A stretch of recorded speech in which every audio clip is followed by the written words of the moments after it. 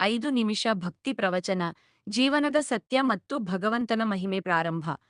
ನಮಸ್ಕಾರ ಪ್ರಿಯ ಭಕ್ತರೇ, ಇಂದು ನಾವು ಒಂದು ಮುಖ್ಯ ವಿಷಯದ ಬಗ್ಗೆ ಮಾತನಾಡೋಣ. ಮನುಷ್ಯ ಜೀವನದ ಉದ್ದೇಶ ಏನು? ಈ ಜಗತ್ತಿನಲ್ಲಿ ನಾವು ಎಲ್ಲರೂ ಹಣ, ಹೆಸರು, ಗೌರವಕ್ಕಾಗಿ ಓಡುತ್ತಿದ್ದೇವೆ. ಆದರೆ ಒಂದು ದಿನ ಎಲ್ಲವನ್ನೂ ಬಿಟ್ಟು ಹೋಗಬೇಕು. ಹಾಗಾದರೆ ನಿಜವಾದ ಸಂಪತ್ತು ಯಾವುದು? ಭಗವಂತನ ಸ್ಮರಣೆ ಮಾತ್ರ ಶಾಶ್ವತ. ಭಕ್ತಿ ಮಾಡಿದರೆ ಮನಸ್ಸಿಗೆ ಶಾಂತಿ, ಜೀವನಕ್ಕೆ ದಿಕ್ಕು, ಆತ್ಮಕ್ಕೆ ಮುಕ್ತಿ. ಉದಾಹರಣೆ: ಒಬ್ಬ ರೈತ ದಿನವೂ ಕಷ್ಟಪಟ್ಟು ಕೆಲಸ ಮಾಡುತ್ತಿದ್ದ. ಆದರೆ ಅವನು ಪ್ರತಿದಿನ ಭಗವಂತನ ಹೆಸರನ್ನು ಜಪಿಸುತ್ತಿದ್ದ. ಅವನಿಗೆ ದೊಡ್ಡ ಹಣ ಇರಲಿಲ್ಲ, ಆದರೆ ಮನಸ್ಸಿಗೆ ತುಂಬಾ ಸಂತೋಷ ಇತ್ತು. ಪಾಠ: ಭಗವಂತನಲ್ಲಿ ನಂಬಿಕೆ ಇಟ್ಟರೆ ಭಯ ಹೋಗುತ್ತದೆ. ಕಷ್ಟ ಬಂದರೂ ಮನಸ್ಸು ಕುಗ್ಗುವುದಿಲ್ಲ. ನಮ್ಮ ಜೀವನಕ್ಕೆ ಅರ್ಥ ಸಿಗುತ್ತದೆ ಕೊನೆಯಲ್ಲಿ. ಇಂದಿನಿಂದ ಪ್ರತಿದಿನ 5 ನಿಮಿಷ ಭಗವಂತನ ಧ್ಯಾನ ಮಾಡೋಣ. ಧನ್ಯವಾದಗಳು. ನಿಮಿಷ ಭಕ್ತಿ ಪ್ರವಚನ. ಕರ್ಮ, ಭಕ್ತಿ ಮತ್ತು ಜೀವನ ಪ್ರಾರಂಭ.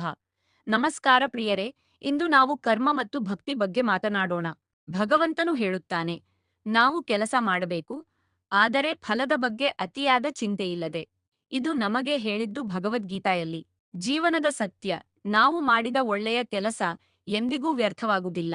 ಕೆಲವರು ಕೇಳುತ್ತಾರೆ, ನಾನು ಒಳ್ಳೆಯವನಾಗಿದ್ದರೂ ಏಕೆ ಕಷ್ಟ ಬರುತ್ತದೆ? ಕಷ್ಟಗಳು ನಮ್ಮ ಪರೀಕ್ಷೆ. ಭಗವಂತ ನಮ್ಮನ್ನು ಬಲಿಷ್ಠರನ್ನಾಗಿಸಲು ಕಷ್ಟ ಕೊಡುತ್ತಾನೆ. ಕಥೆ: ಒಬ್ಬ ವಿದ್ಯಾರ್ಥಿ ದೇವರನ್ನು ಕೇಳಿದ, ನನ್ನ ಜೀವನದಲ್ಲಿ ಏಕೆ ಸಮಸ್ಯೆಗಳು? ದೇವರು ಹೇಳಿದ, ನಿನ್ನನ್ನು ದೊಡ್ಡ ವ್ಯಕ್ತಿಯನ್ನಾಗಿಸಲು. ಪಾಠಗಳು: ಕರ್ಮ ಮಾಡಿ, ಭಗವಂತನಲ್ಲಿ ನಂಬಿಕೆ ಇಡಿ, ಸಕಾರಾತ್ಮಕವಾಗಿ ಯೋಚಿಸಿ, ಕೊನೆ ಇಂದಿನಿಂದ ಒಳ್ಳೆಯ ಕೆಲಸ ಮಾಡಿ, ಭಗವಂತನ ಹೆಸರನ್ನು ಜಪಿಸಿ. ನಿಮ್ಮ ಜೀವನ ಬದಲಾಗುತ್ತದೆ. 20 ನಿಮಿಷ ಭಕ್ತಿ ಪ್ರವಚನ. ಜೀವನ, ಧರ್ಮ, ಸಂತೋಷ ಪ್ರಾರಂಭ. ನಮಸ್ಕಾರ ಭಕ್ತರೇ, ಇಂದು ನಾವು ಜೀವನದ ಮಹತ್ವ, ಧರ್ಮ ಮತ್ತು ಸಂತೋಷದ ಬಗ್ಗೆ ಮಾತನಾಡೋಣ. ಜೀವನದ ಅಸ್ಥಿರತೆ: ನಾವು ಎಲ್ಲರೂ ಒಂದೇ ದಿನ ಈ ಲೋಕವನ್ನು ಬಿಟ್ಟು ಹೋಗಬೇಕು. ಆದ್ದರಿಂದ ದುಃಖ, ಅಹಂಕಾರ, ದ್ವೇಷ ಬಿಡಬೇಕು. ಧರ್ಮ ಎಂದರೇನು?